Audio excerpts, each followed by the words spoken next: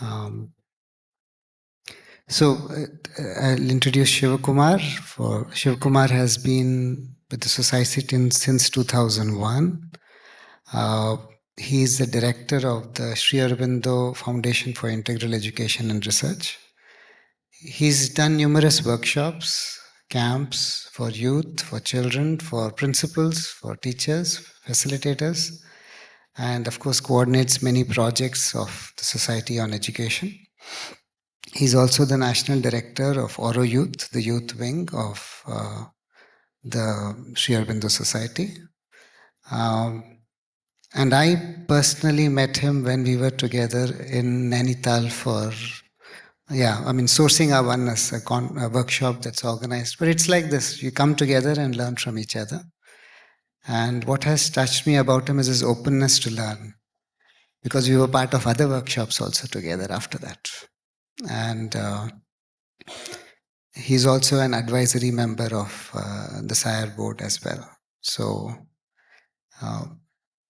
thank you for coming, and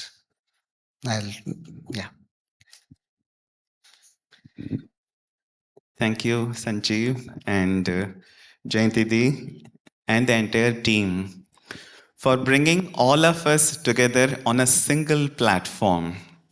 And all of us means those who are sitting on the floor, those who are sitting on the chair, and those who are sitting in the balcony.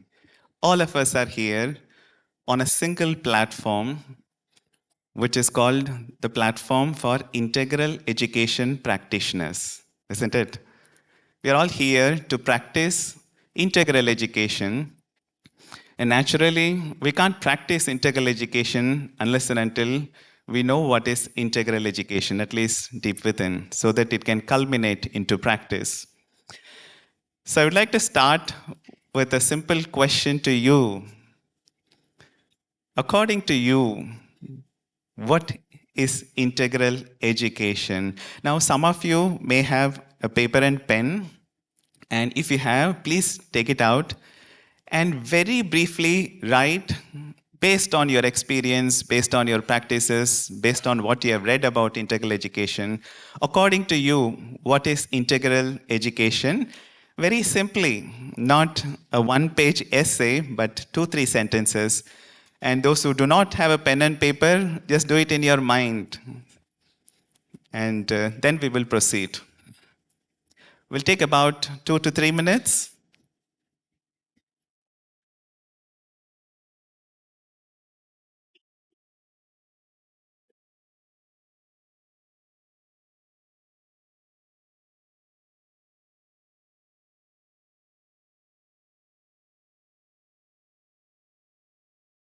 Yeah, if any of you would like to have a paper, Sudha is holding it up. You can take it from her.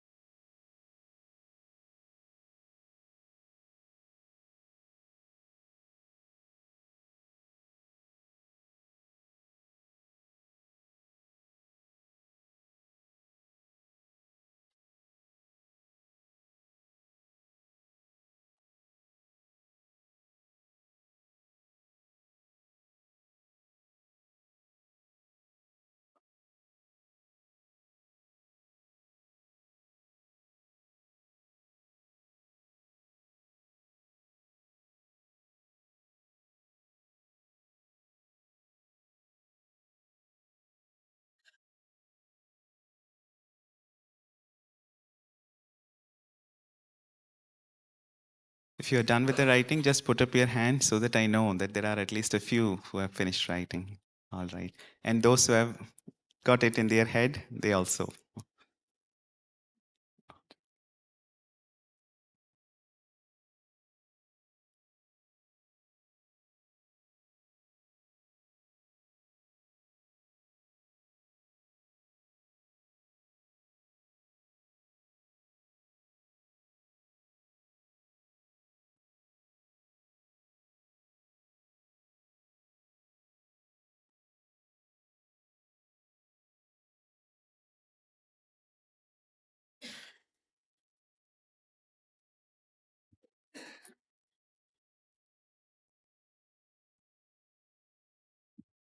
Done. Before it turns out into an essay, can kind of bring it to a close. And I would have very much loved to ask each one of you what you have written. And I'm a little afraid of at least 150 to 160 versions of what integral education is. So rather than asking you, I wanted to share with you one of my first experiences when I started asking the same question: what is integral education? Because when I came and joined Aurobindo Society in the year 2001, I came with the idea that I have to discover something within myself to be a little better than what I was before. And I came with the idea that whatever work is given to me, I will take it up. So when I joined the Aurobindo Society, it so happened that a person who was coordinating their workshops on integral education, so it happens once a year, these annual workshops, he decided to change track. So he said, I want to explore something else, and the camp has already been announced. So my elder, Vijay Bhai, he called me and looked at me and said, Shivakumar, why don't you organize this camp? Because it has already been announced. And so I said, whatever is mother's work, I will take it up and I will do it. So I went back. Then I realized that I knew hardly anything about integral education. So I decided to go one round of asking those people who are doing education in the ashram community and the people who are devotees. So I went up to one person who is known to be somebody who has read Aurobindo and the Mother. So I asked the person straight away, Siddha question. So, Dada, what is integral education? So he looks at me and said, there is a supramental light, and you have to bring it down into your psychic being and manifest. And this is the education that will help you to do it. I said, wow, this resonates with what I read of Aurobindo. And then I went back, I reflected on it. I said I needed a little more clarity. So I went to another person. And then I asked that person, so can you tell me about integral education? And this person said, there are two things in us. One is the being. So already I was a little intimidated. I thought something will start from there, but he said there is something called being. And then I said, so what should we do with the being? Well, from that space, you have to bring everything into the space of becoming. So I'm already looking at myself, but this involved little more relatable. There is something, call it being or whatever. Well, you have to bring it out, becoming. This seems to be a little more relatable. So I said, let me inquire a little more. So I went to a third person, and the third person, exactly one of the teachers, she said, I already told her, is it something about supramental light bringing down or being to becoming? So the person said, no. When we say integral education, we mean five-fold education. There is something called physical, vital, mental, psychic, and spiritual, and taka, like that she said. I said, wow, this is again impressive, but it doesn't match with what I heard earlier. I have got a little more confused. I should say I sought clarity, but what I ended up was little more confusion. So I said, I have to get to the bottom of it. And every time I inquired with somebody, new ways of looking at integral education emerged, which got me utterly confused. Somebody said, it's an inside-out approach. First, you start with inside and then come outside. Another person said, it's a transformative education. You transform everything and then that is the education that will help you to do it. Looking at all these things, I was wondering, almost my hair was standing at its end. What is integral education? Whom should I ask? Then suddenly it struck me that I have not asked the one person who is holding the answer, and that is the mother herself. And when I realized that, I said, let me get back to my place, and then wanted to see what mother has said as integral education. Maybe if I can start from there, I will be able to make sense out of all these people have said. But looking back from now, I know that all those people, whatever they have said, it's not untrue. It's very much it's ways of looking at integral education. But I wanted to go to the big boss, the mother, and then ask her, what is integral education? Then I came to know what happened in the ashram when mother started education. It was in the early 90s, 1943 to be precise. When she started the education, children came, and then suddenly she asked a few ashramites, you start the process of education. And the people who were part of the ashram, hardly anybody was a qualified teacher who has finished, like us, B.Ed, M.Ed, and PhD. Hardly anybody was there like that. So every one of them will go and ask the mother, Mother, what am I supposed to do in the name of education? Because I've never been a teacher in my life before. And then mother will give them, this is what you can do. This is what you can do. Now this is what you can do. For them, the definition of education was very simple. Whatever the mother asked me to do, if I do that, that is education. How simple a definition it is. Now, when mother saw how the education started evolving, everybody has got their own idea of what this education should be. They will ask the mother, but mother cannot explain to them in detail. Person has to add something of his or her own. And very soon, the education that was happening, each one added something of their own. And what emerged was actually something the mother was constantly observing at. And finally, after 8 years, in 1951, she said, this cannot go like this. I am going to write down on paper what is integral education so that all of us can look at it from a single vision, from a single point of view. Implementation can be diverse, but vision cannot be different. And then she sat down and she wrote a series of articles, which was published in a magazine of the ashram called Bulletin. And that was when she actually put down on paper what integral education was. And I thought this is a beautiful way to start. Rather than asking somebody or forming our own opinion, I've had so many opinions. Somebody says it's a very free progress system. I said, what is free? You can do whatever you want. No, that cannot be, is what I felt within.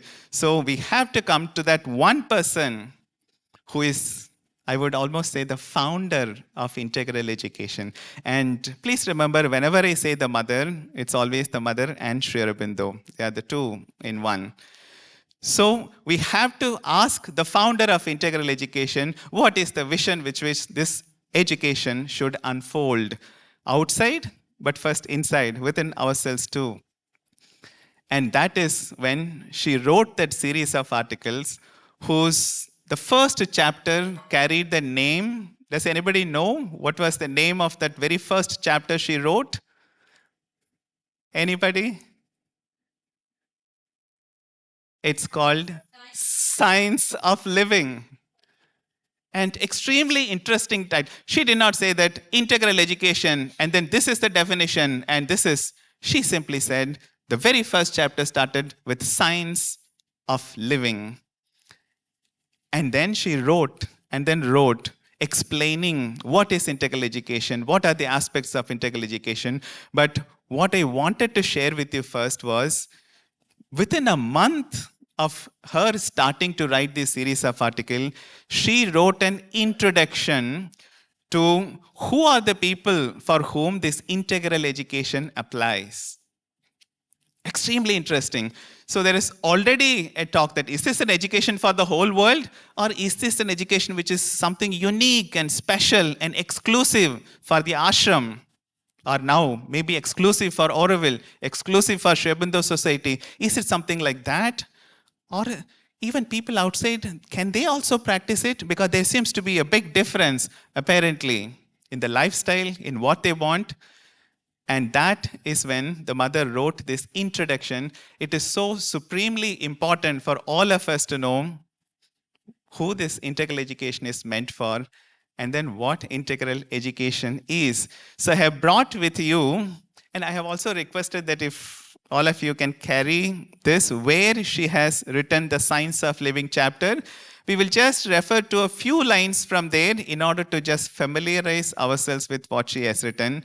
But somehow, this introduction, which I'm talking about, got left out of this book. And that is why I thought we'll start with Mother's own introduction to what this integral education is about and who are the people who can go through this. So this is available in the bigger book, which is volume 12 on education. The entire series of Mother's articles starts with that. So those who have the bigger book on education, you can go to that first one, which says part 1 articles. And this is what we will see. This could be an excellent introduction to what we want to be. So those who have it, in that small book, it is not there. So it is there in that big book, which you are holding it. And it starts with Mother's words. In these articles, I am trying to put, did you get it? The first, in the beginning itself, she has it as an introduction. Even before the Science of Living starts, she gives an introduction to that. So it's there in that bigger book, but I will read it out for you. In these articles, I'm trying to put into ordinary terms the whole yogic terminology. I'm trying to put into ordinary terms the whole yogic terminology. What yoga is she mentioning here? The integral yoga, which is a synthesis of all the yogas and that which went one step further, that entire yogic terminology, she says, I'm going to put it into ordinary terms. Why does she have to do it? Why doesn't she give it as it is to us? Because she says, these articles were written for the bulletin. So she says, for these bulletins are meant more for people who lead an ordinary life. That is the introduction that is she is giving to this integral education. So already the people who are part of the ashram Auroville society, well, they are already thinking that, no, we are a little special group. No, we are not ordinary people who have ordinary aims, which is very materialistic. So how much is it applicable to us? So mother being mother, she continues. These bulletins are meant for people who lead an ordinary life, though also for students of yoga. Which yoga? The integral yoga. So here is an education which is meant for the ordinary people as well as the students of yoga. Which yoga? The integral yoga. And that is how relevant this approach is. It's not just for meant to be an exclusive way of education, it's meant for the whole world. And then she explains who are these people who are ordinary people.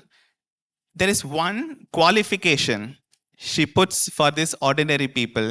If they meet the qualification, then they can take up this integral education. And it's interesting to note what is the qualification which mother expects. She says, I mean people, the ordinary people, she says. I mean people who are primarily interested in a purely physical, material life. So it's a double physical and in physical, the material life. These are the people whom she calls ordinary people. So people who are primarily interested in a purely physical, material life, but one qualification, who try to attain more perfection in their physical life than is usual in ordinary condition.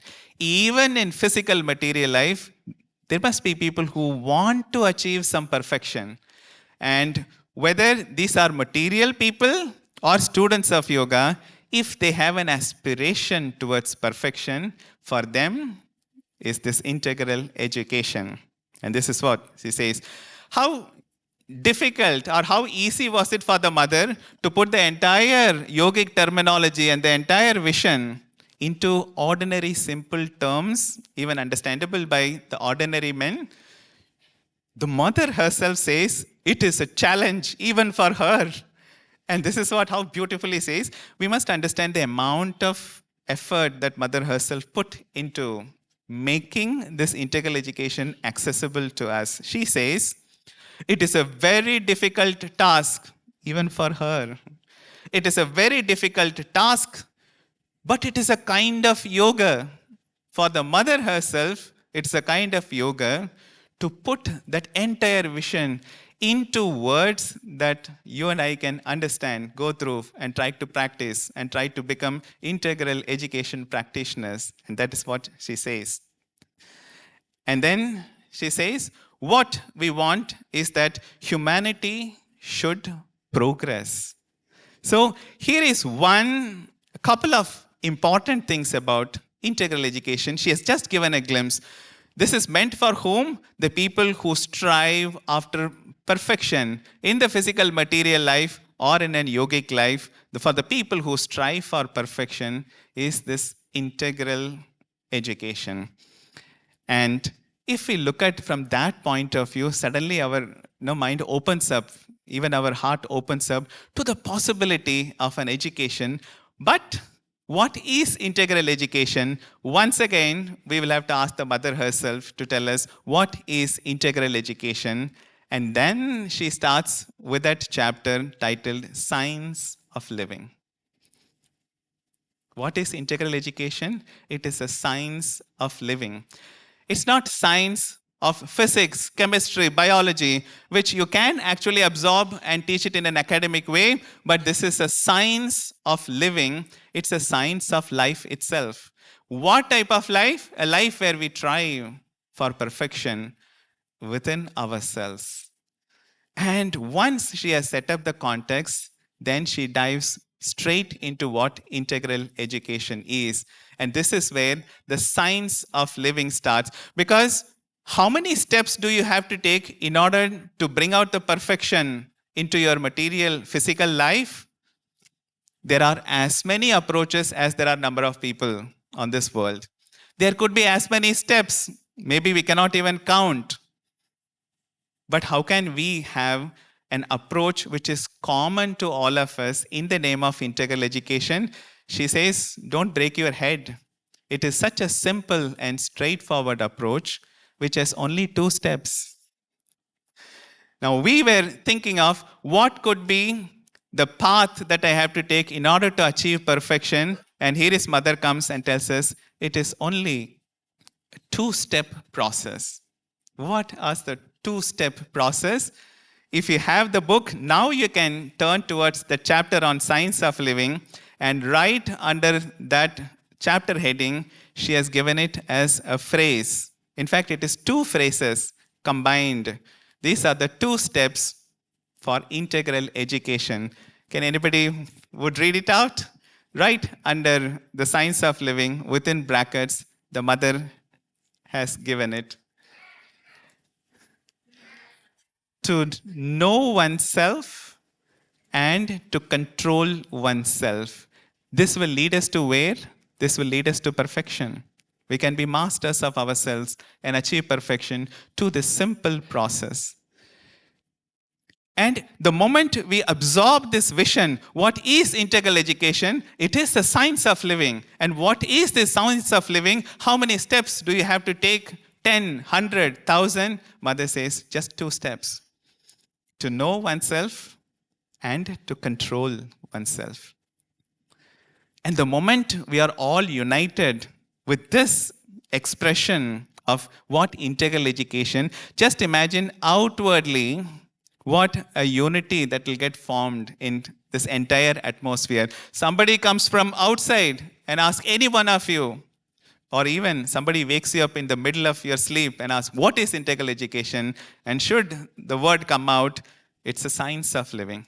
And what is science of living? Well, it's a two-step process to know oneself and to control oneself. Where will it lead to? It will lead to our own perfection, the mastery of ourselves. And what a wonderful, this is something we call it as sutra. Sutra means an entire philosophy which is packed into single phrases, and that is what she has done. And no wonder she said it is for herself. This is a yoga to reduce that integral vision into the simplest terms possible, to know oneself and to control oneself. Now comes the interesting part. To know oneself. How does one know oneself? You see, we are going layer by layer, and the mother is unfolding it step by step. If I have to know, for example, this body, what do I do? Well, I go to Google, or I download a book on human anatomy, and I read, and then by heart, and then I say, okay, I know everything that is to be known about the body. I know my body. Many of us do that, right? When we have to know something has gone wrong, we go to the internet, download. Oh, this is why this has happened. Now I know. Is it that type of a knowing which the mother implies? Or is it a different type of knowing? One is the mental knowing, and maybe she means a different type of knowing. And then again, we have to ask the mother herself, Mother, what do you mean when you say to know oneself? And then the mother explains it on the second paragraph. If you go to that science of living, all of us can just take a look at what mother has said. And I have to share with you, this is one chapter which I started reading in the year 2001, and I'm still reading it. I have not finished it. Every time I read, insights leap out from the lines and sometimes in between the lines too. And these are the insights that we are going to catch a glimpse of it today. So after talking about the aim of life, which I'm not going into because it will take too much time, this is what the mother says. But whatever your ideal, because mother has said this applies to everybody. So you want to pursue a material, physical life or a yogic life, whatever is your ideal. You want to be an engineer, doctor, lawyer, prime minister, or the secretary of Auroville, or the chairman of Sriaurobindosociety, whatever is your ideal. She says, it cannot be perfectly realized unless you have realized perfection in yourself. This is where the universality of integral education happens. So listen to me carefully. Each one of us are trying to achieve perfection within ourselves, and it is not one single standard, prototype. This is what we should become. How boring the world will be if all of us become the perfect prototype. No, we are meant to realize the perfection which is within each one of us and bring it out. And therefore, my perfection need not be a carbon copy of anybody else or anybody else in the whole world. It is unique and individual. And if we are looking at an education which focuses on that, how can we have classrooms? How can we have curriculums? How can we have a school where something could be taught when it is so unique? You have 10 children in front of you, and then each one is going to be unique. Can you do anything common with these children who are so unique? And therefore, there is always a problem. If you make it universal, you have to make it one. Everybody sits, everybody stands, everybody rolls on the ground, then you say this is universally applicable. But if each one wants to, one person wants to sit, one person wants to roll down, how do you have an education which is there, which you can make it happen in the classroom or in a common platform? This is a first challenge. But there is something common too. It's not that everything is unique, therefore everything has to be different. The first common thing is there is a sense of quest for perfection. And it starts with oneself, and then the mother goes on to explain.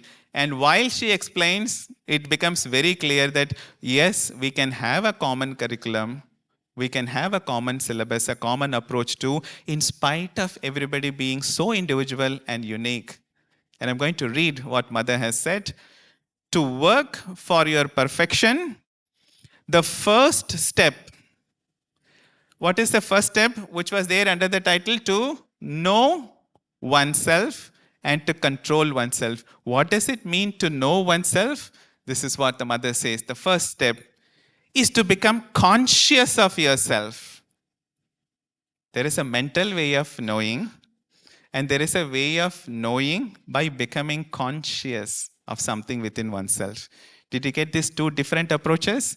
You read a book and then you by heart it, you understand it or overstand it. It's still a mental understanding. That is one type of knowing. But what the mother says here is knowing by becoming conscious. And that's a different knowing. And then she says, the first step is to become conscious of yourself. How many things do we have to become conscious of? Just imagine the number of people here. How many things are there? If we put our collective things together, how many things do we need to become conscious of? Well, there are innumerable. Take up any one of you. If I have to ask, how many things you need to become conscious of? 10 things, 100 things. I need to become conscious of what is there in my body so that I can control it. I need to become conscious of what are there in my emotions, which doesn't seem to be on a level. It seems to be always going up or down. Or the moment I wake up in the morning, this thing is keeping on going from morning till night. And even at night, even when we are dreaming, the number of thoughts that are going on, how do I become conscious of it? How many things do I have to become conscious? In the body itself, how many parts do you have to become conscious of it? If you have to say, I am conscious of my body, there are hands, there are legs, there are trunk, heart, stomach, at least 100. So here is the first challenge.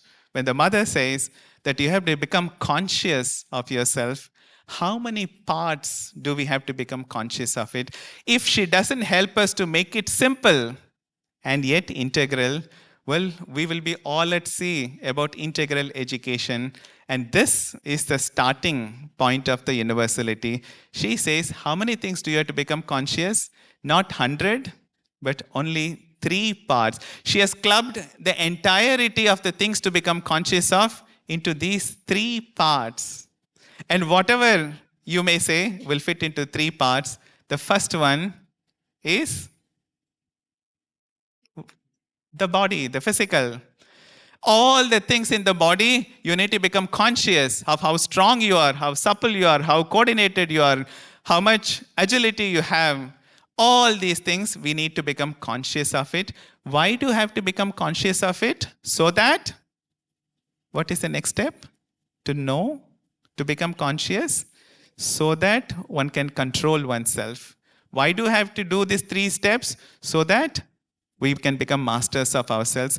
Can we become master of ourselves without becoming conscious of it and controlling ourselves? Is it even possible? I say that I am master of myself, but you ask me what happens, I have no idea, no clue. Can it be like that? We cannot become masters of ourselves, hope to achieve perfection, unless and until we become conscious. And how many things do we have to become conscious of? 3. The first, the body and all its energies. And then she says, the heart, the vital, and all its energies. And then there is a third one, the mind with its thoughts and all its energies. How simple can you be more than that? These are the 3 parts which are the focus of integral education. To become conscious of is the first step. Now I want to go a little deeper into knowing and to become conscious, the mental way and the conscious way. So we are going to do a little activity for which I'm going to request all of you to get up and stand wherever you are. And does that mic work? Or probably when I'm showing something, Sanjeev can hold this mic. So you keep everything which is in your hands on the table. Please.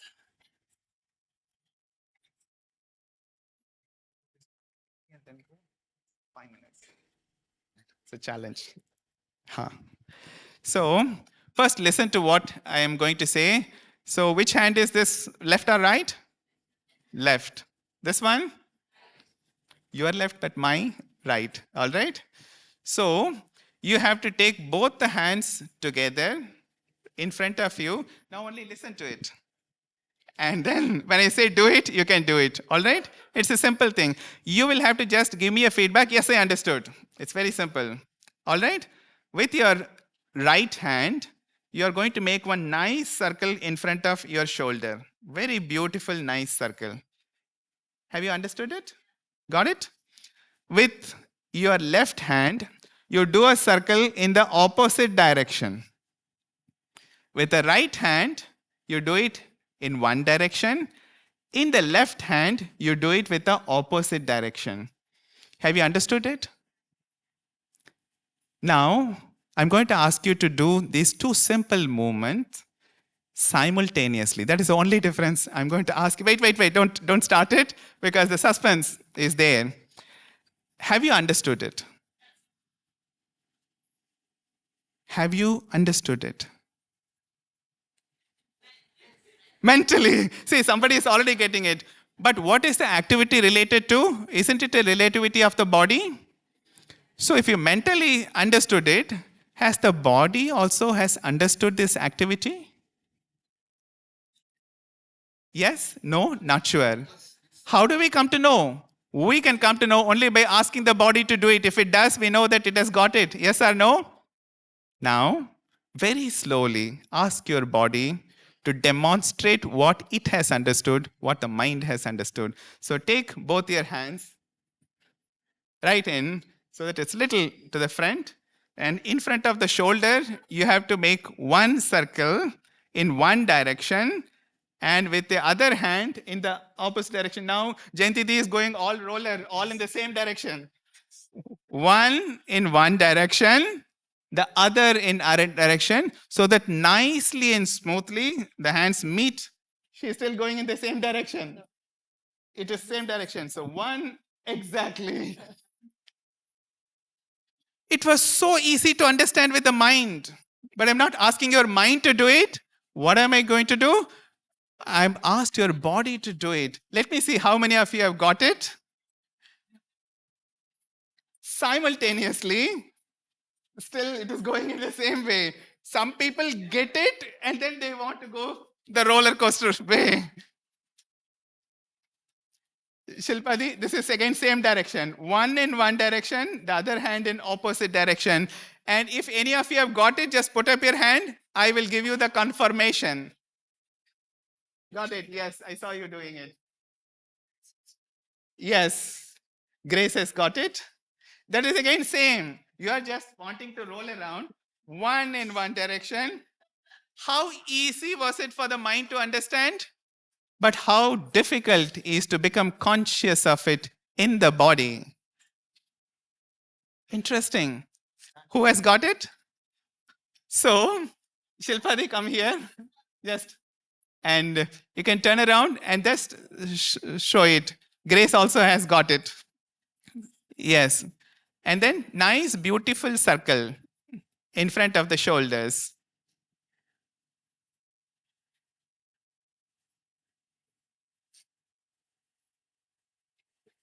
Now a little more fun. Can you speed it up a little bit, Shilpadi?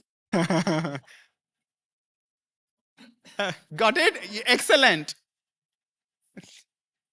And as you are doing, please keep doing it. More fun is there. Can you reverse the direction in both your hands? Those who have got it, try it out.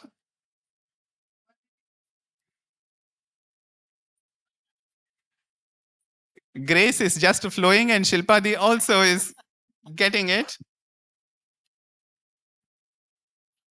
Now, notice one important thing when you are doing it, those people who got it, the moment, please be here, I want a little more fun. The moment you start involving your mind, am I doing it? Oh, it has to be this. You will find that you are going all over the place. And the moment you shut down, you switch off your mind and get into the body very quietly, very silently, and then you put yourself into the body. You become conscious of the hands and then move the hands and then now see whether you are getting it. All of you, take up your hand, switch off, put yourself into the body. Go inch by inch. You see how slow we have to be. So 1 inch that way, 1 inch this way by each hands. Right hand goes a little further, left hand comes a little closer. Take it 1 more inch. Put yourself into the body. Feel, become conscious. 1 more. Already now the hands are midway, parallel. 1 more inch. 1 more inch. 1 more inch. And as you get more and more into the body, flow with it. But you have to start very slowly because we are not familiar with detaching our mind and getting into the body and into what Mother calls as the body consciousness. Now, those who have got it, see, without bringing more of the mind into it, just reverse the direction. And then see if you can flow with it.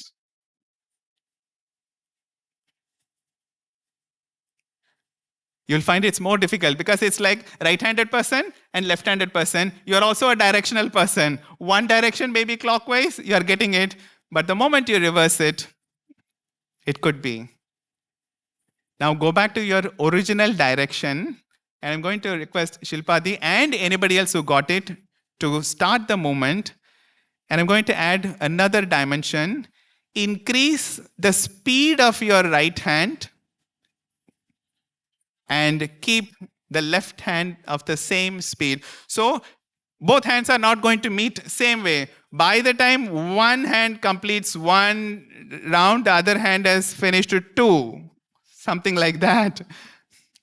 I would like to see Grace. Grace, come here, please.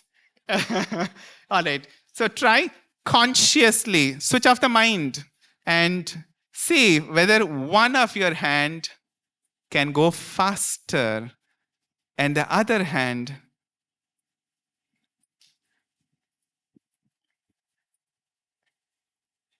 and Jayantidi has got it, but same speed. Now to vary the speed is going to be a super duper challenge.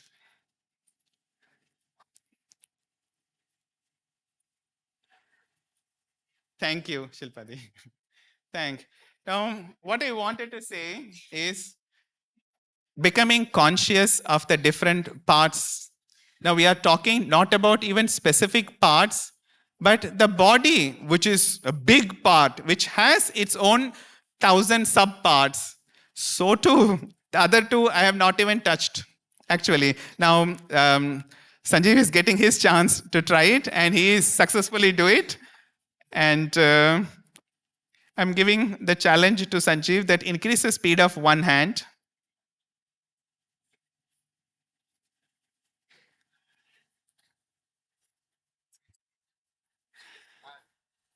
Now, do you get it? When, I remember Anandada in his talk, when somebody asked a question about physical education, he said, go for the physical consciousness. And the consciousness method is what we have just done. We have to get into the body, and once we awaken the consciousness, then you will see the beauty. 2 things happen. The distinction of the parts happen, and your own deepening happen. So when you have your hand like this, and then when you freely flow with it, you have to give a little space. And then when you want to take it to the opposite direction, you see, what is the part in me which is involved in this process? It's my body. And if my body is involved, I can make use of my mind for something else. For example, I can keep talking to you, formulate thoughts in my mind, because mind is again a second part. I can have a lot of emotions and joy added to it because I have a third part in it.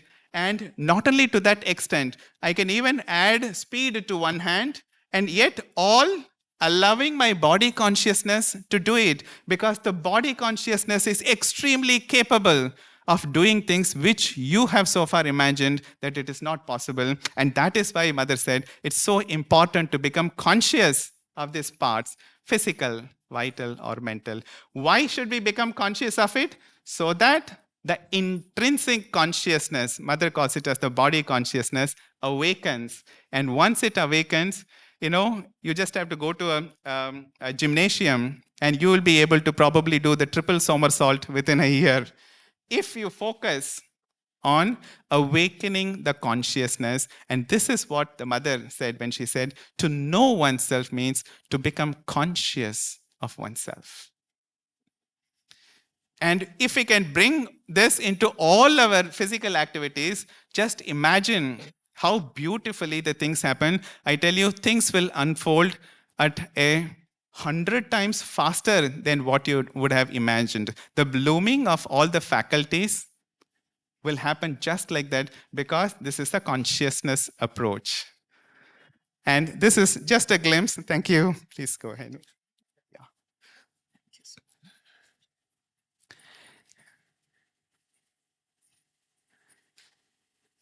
Now you are getting a glimpse of what it means to know oneself. What does she mean? To become conscious of the different parts. And then, can we read a couple more sentences just to familiarize ourselves with it? She says, to become conscious of yourself, of the different parts of your being, and their respective activities. If you have to become conscious of your hand, it is not enough just to become conscious of it when it is not moving, but you have to become conscious of every movement which your hand will have to make. And that is what she means as becoming conscious of, just the hand or the body that you mean. And what is the further steps? What is the further insights that we could gather? She's going to explain it further very, very simply. And she says, I'm going to read, people who have books can follow. You must learn to distinguish these different parts one from the other. If I awaken the consciousness in the body, vital, and the mind, I can simultaneously act on 3 levels of my personality. And together, individually, or in the right combination. And when we try to do that, that is when the real trouble, the challenge happens. Because your body sometimes will say one thing, your emotions will say another thing, and your mind can say another thing. Has it ever happened to you in your life? Whenever, it's almost like everyday occurrence. Whenever something important I have to do, the body will say, take it a little easy. All that you need to know, no? 3 things. The body, natural tendency to tell, go easy. Don't push yourself. If you work for 1 day, take 1 day's leave. Work for 5 days, Saturday and Sunday. You have an important event, you worked your heart yourself. Next 10 days is going to be a picnic. Its focus is on take it easy. That kind of a natural, lazy movement. Don't make me work so hard. Because if you make me work hard, I will start complaining. I will give you stomach ache, headache, legs ache, all the things. It knows all the tricks in the world. So take me. And generally, this part is very satisfied if 3 things are met with. We say it in Hindi, roti, kapda, makan. You give nice food. If just have to say that lunch is going to be beautiful, it is to everybody's liking, immediately the body lights up. Oh my God, it's going to be it's going to be a lunch, which is so wonderful. And if supposing if I made all of you sit in a very, very uncomfortable way, where is your attention going to be? We said compulsorily everybody will have to sit in that classic posture with legs entangled and then spine erect. I will give you 5 minutes, and then you can see your entire focus will get shifted to the back and the front, and you will start fidgeting. The attention goes there. But if you can bring that consciousness into the body, and then you can actually gradually move towards aligning it with something. But the other 2 parts are going to interfere in anything major. Even when you are in a collectivity, you come up with any idea. One person will say that, stop discussing. What are the action points? Because he's ready to get up and work. The other one will say that this discussion, 10 hours of discussion, in between you need to be a little song, a little dance. Let's get up and then relax, have a nice. It's coming from where? You can't keep this part suppressed for long and engage only one part of the mind. But if you give free way to having a nice eating and drinking and other things, and then songs and dances, somewhere the third one will say that, Arey, what is the meaning of all this? Where are we going? Where have we started? What is the outcome? What is the input? What is the impact? These are the things when where is the budget? Will Auroville Foundation or whatever authorities there, will they sanction it or not? In order to make it sanction, all this is the part of the mind, and it's going to enter into conflict. And it is impossible to make these three work in synchronicity unless there is another part in us which understands this, capable of bringing harmony into this part. And in fact, without turning our attention to that fourth part in us, even if you have an education which is full of physical activity and full of activities related to the vital, like dance, drama, art, music, theater, and things which are filled with activities of the mind, creativity, imagination, if you leave at that, you will be leaving the child a completely conflicted person. And that's what mother is going to tell. You must learn to distinguish these different parts from one another so that you may find out clearly the origin of movements. There is a conflict which is going to happen sooner or later to every one of us. And the many impulses, body says one thing, the heart says something, and then the intellect says something else. You are going to get divided and conflicted. Many impulses, reactions, and conflicting wills that drive you into action. How can we come up with any collective action when there are conflicting wills? First, within ourselves. Second, between me and another person. And what happens outside is result of what is happening within. Unless and until there is a fourth part, we must discover that part. If that part is capable of bringing in harmony, that becomes the core, the central point of an education which can call itself as integral. What do we mean integral? Well, we join everything around one center in a harmonious way where this center helps all the parts to achieve their best. And what is this part? To this part, that mother has said, this is the part we have to take it up first. So in the same Science of Living, if you go to page 3, which starts with the paragraph, all this can be realized. So all that I have said, perfection, mastery of oneself, all this can be achieved by means of a fourfold discipline, the general outline of which is given here. Remember, the Science of Living chapter is meant for us who aspire to be integral education practitioners. And what you see, which is going to come later, is step 2 or stage 2, which can tell you what you can do with children. But we'll come to that too.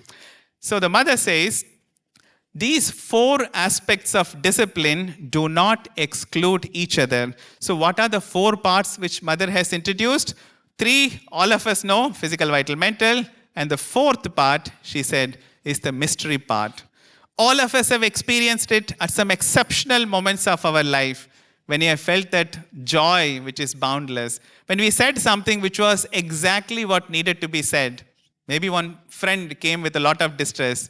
We gave a hug, and that was exactly what that person needed. Where did that action come from? Which created such beauty, such harmony, such synchronized action on the outside?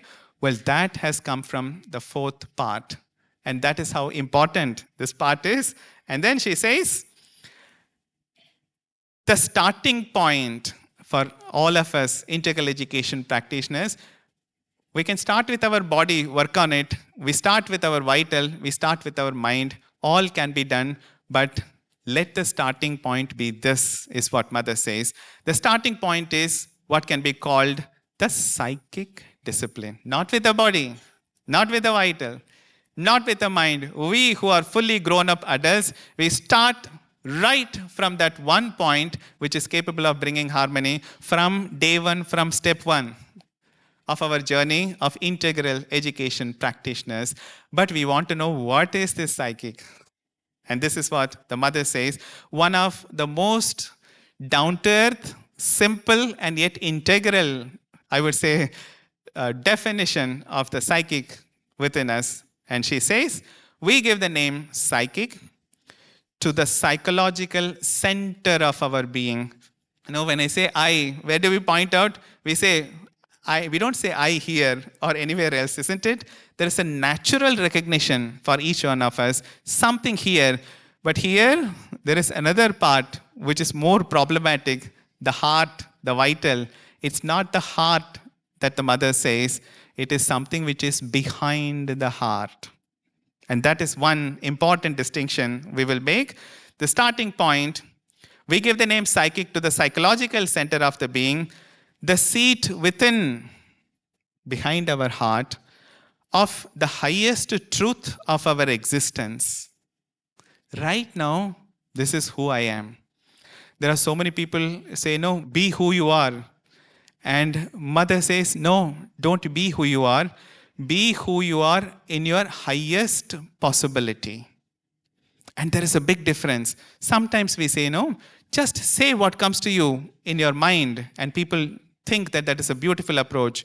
Feel, express what you feel, and do what you feel your energies tell you to do.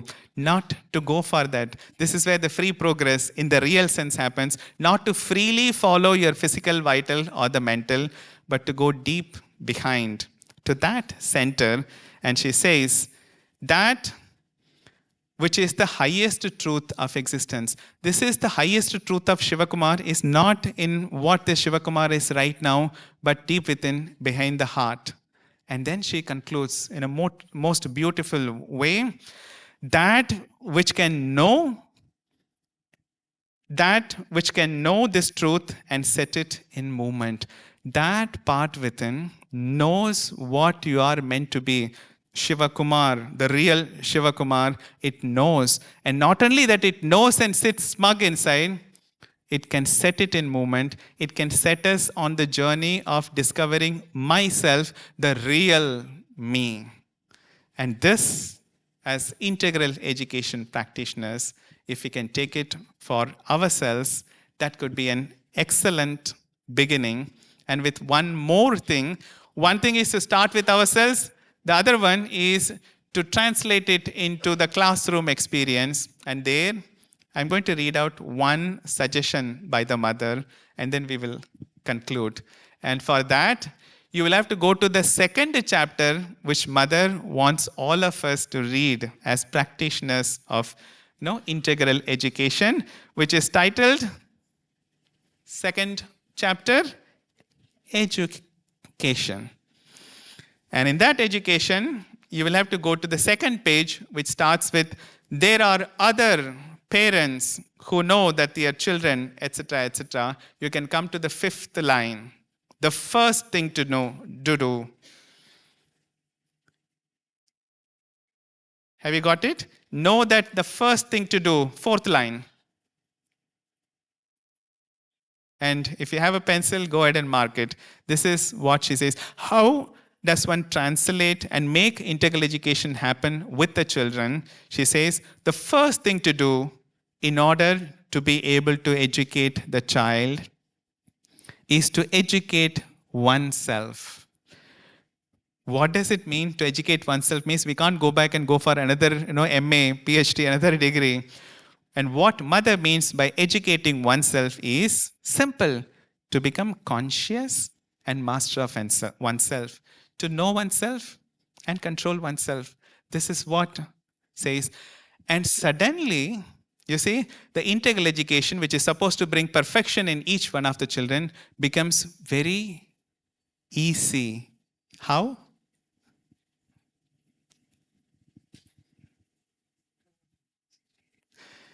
How many things do you have to help the child to perfect? In the physical, 100 things. In the vital, 100 things. In the child's mind, as the child grows up, there are again 1,000 things. And then to awaken the psychic within, and then to integrate it. This is too difficult a task. If we have to make it happen within the child. But yet, there is a way of doing it. You see, we don't have the reach to the inside of the child. You can put your hand and take out the physical and vital and shape it. We can't do it.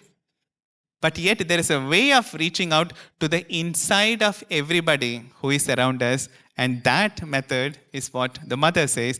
As integral education practitioners who want to take integral education into the classroom, this is what she says.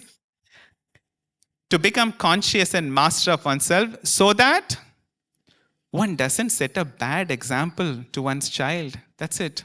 Why do we want to set examples to the child? And what type of example are we trying to set here? And this is the clarity. For it is through example that education becomes effective. You can say, give a lecture to the children. All the small children, they come to the classroom.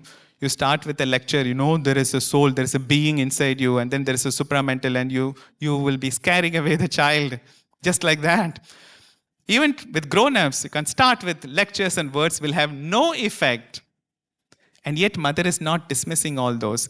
Everything assumes a meaning. When you do it, the mother follows. It is through example that education becomes effective. To say good words, give wise advice to child has very little effect if one does not show by one's living example. What is the example that one has to set a child? Not one outwardly how one has to be, but by living the signs of living. That is the example.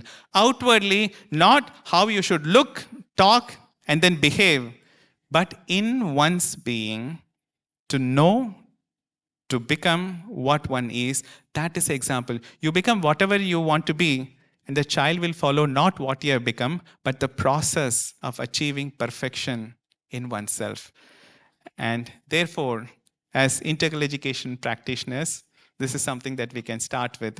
So if anybody coming from outside, ask even 100 people, what is integral education? What is it?